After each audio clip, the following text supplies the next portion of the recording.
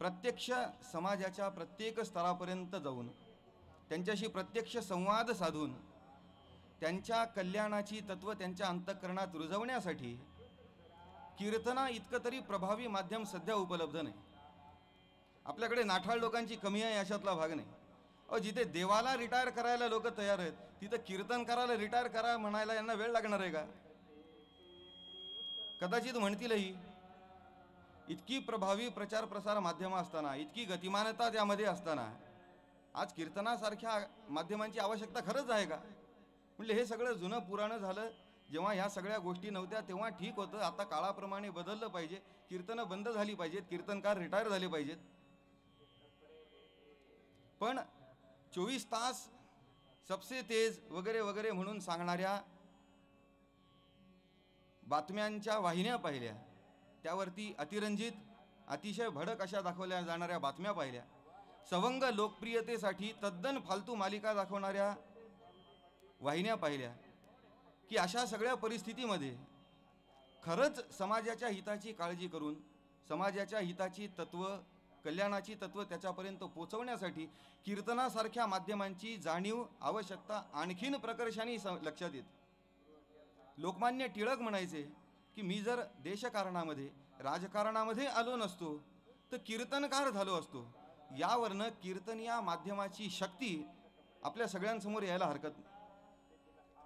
कीर्तन हे माध्यम सशक्त आहे, पण त्याचबरोबर जेव्हा टिळक असं म्हणतात की मी कीर्तनकार झालो असतो, त्यावेळी कीर्तनकारांनी आपल्यावरती केवढी मोठी जबाबदारी आहे हे लक्षात घेणं फार आवश्यक आहे.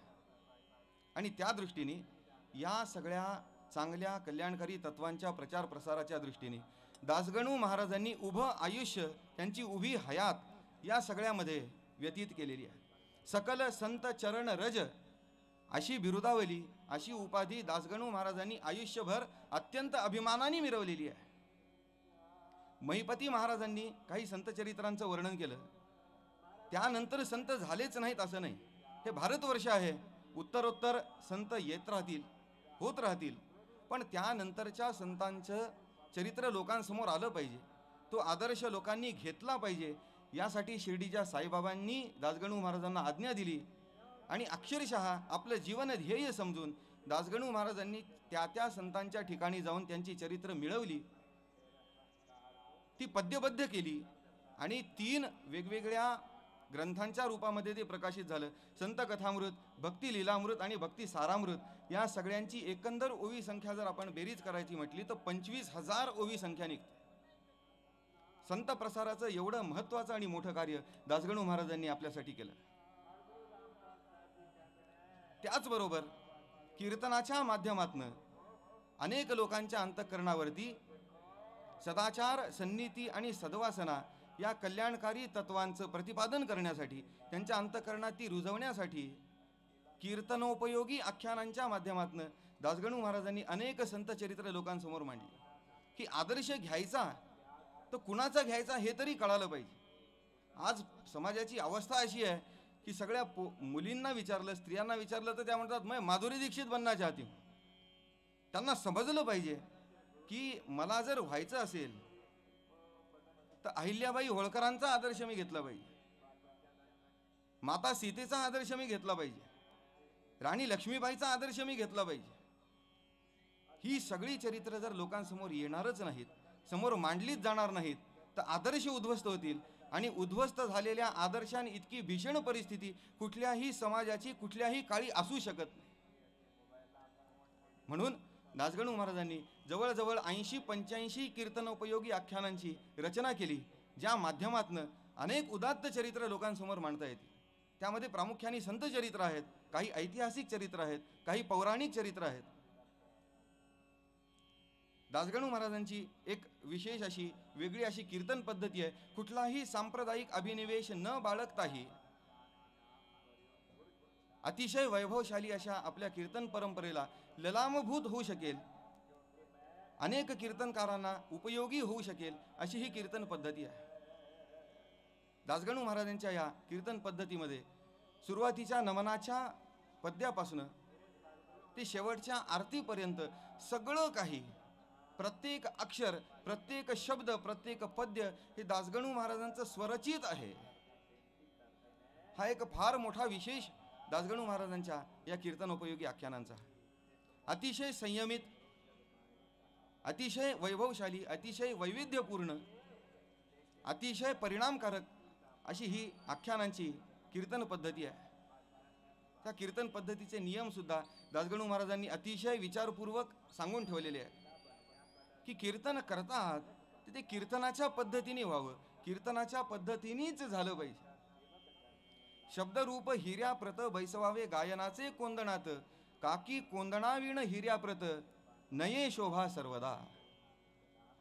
शब्द हे हिरे आहेत, ज्यांचं वर्णन करतो आहे ते चरित्र पवित्र आहे, आणि त्याला त्या दृष्टीने गायनाचे कोंदणात बसवून त्याची शोभा वाढवण्याचं काम फक्त गायनाचं व्हावं.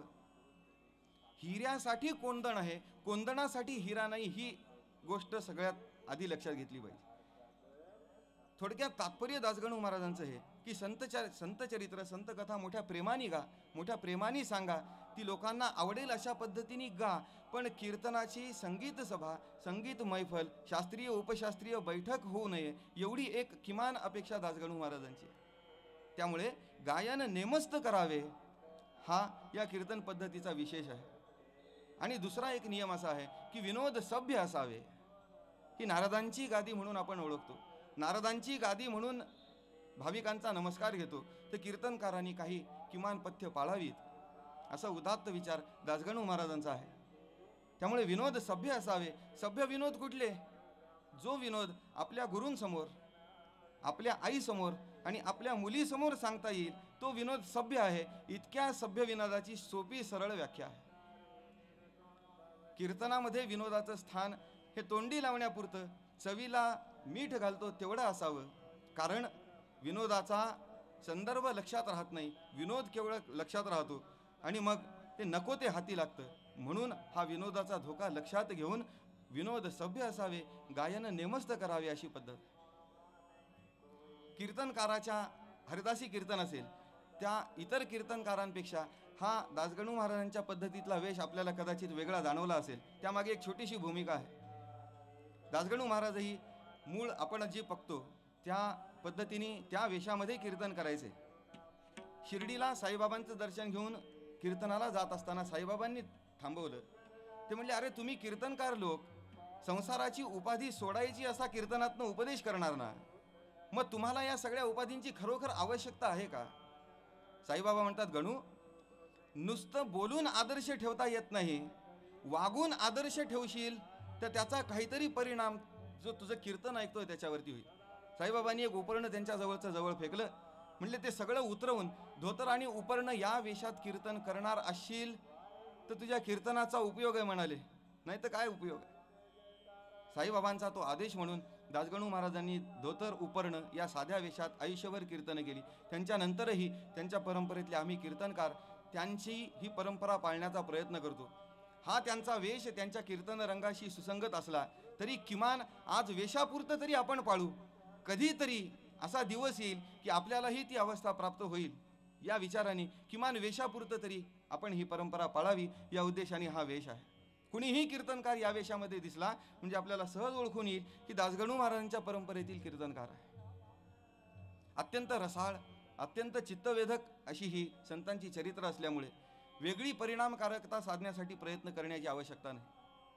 अशी ही अत्यंत गोड अशी, अत्यंत वैभवशाली अशी ही परंपरा आहे. आणि ही परंपरा अत्यंत परिपूर्ण अशा महाराष्ट्रीयन मराठी कीर्तन परंपरेचा एक भाग आहे. हे मला इथे अत्यंत अभिमानाने नमूद करावं असं वाटतं.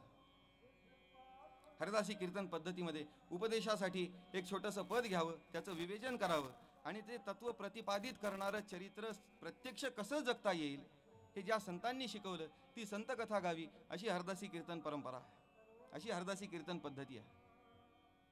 या ठिकाणी आपण जे पूर्वरंगाला पद घेतलेलं आहे त्यामध्ये दासगणू महाराज आपल्याला उपदेश करतात की बाबांनो, सद्धर्माचे आचरण हेची कारण अभ्युदया कराट्या हरिना येईल दया. आज आपल्याला स्वतंत्र होऊन जवळजवळ 67 वर्ष झाली. आपल्याला हवी तशी, आपल्याला आवश्यक तशी राज्यघटना बनवून घेऊन जवळजवळ 65 वर्ष झाली. आपण स्वतंत्र आहो, स्वराज्य आपल्याकडे आहे. पण अशा अवस्थेमध्ये सुद्धा आपण जर समाजाचा, व्यक्तीचा विचार करायचं ठरवलं तर आपल्याला असं लक्षात येईल की व्यक्तिगत जीवन, एका व्यक्तीचं जीवन हे अत्यंत ध्येयशून्य आणि अत्यंत भोगवादी अशा पद्धतीचं आहे. समाज जीवन विमनस्क आहे. अराजकासारखी समाजामध्ये परिस्थिती आहे. प्रत्येक जण जणू स्फोटकांच्या भांडारावरती बसल्यासारखी अवस्था आहे. एक ठिणगी पडायची आवश्यकता आहे आणि कुठे पेट घेतो याचा नेम नाही, अशी समाजाची अवस्था आहे, अशी समाजाची परिस्थिती आहे. स्वातंत्र्यानंतर 67 वर्ष झाल्यानंतर सुद्धा जवळजवळ 50% अधिक लोक दारिद्र्य रेषेखाली आपल्या देशामध्ये जगत आहेत. दारिद्र्य रेषेची व्याख्या जर आपण पाहिली तर इतकी भयंकर आहे की आपण कल्पनाही करू शकणार. प्रति व्यक्ती ज्याचं उत्पादन रोज 10 रुपयांपेक्षा कमी आहे तो दारिद्र्य रेषेखाली आहे. कल्पना करा 10 रुपयामध्ये रोज कसे माणसं जगत असतील. ही अशी अवस्था आपल्याला का यावी याचा विचार आपण कधी करणार आहोत का नाही. पारतंत्र्य होतं तेव्हा बोलून चालून आपण स्वतंत्र नव्हतो, आपल्याला हवं ते करण्यासाठी सक्षम नव्हतो. त्यांनी जे सांगितलं ते करावं लागलं वगैरे वगैरे सगळा भाग ठीक झाला. 500 वर्ष आपल्याला स्वातंत्र्यानंतर होत आली. आपली ह्या स्वातंत्र्याच्या 67 वर्षातली मिळकत काय याचा विचार आपण कधी करायचा, याचा हिशोब आपण कधी मांडायचा. आणि खरोखर प्रामाणिक अंतःकरणाने राजकारण बाजूला ठेवू, समाजकारण बाजूला ठेवू, स्वार्थ बाजूला ठेवू, पण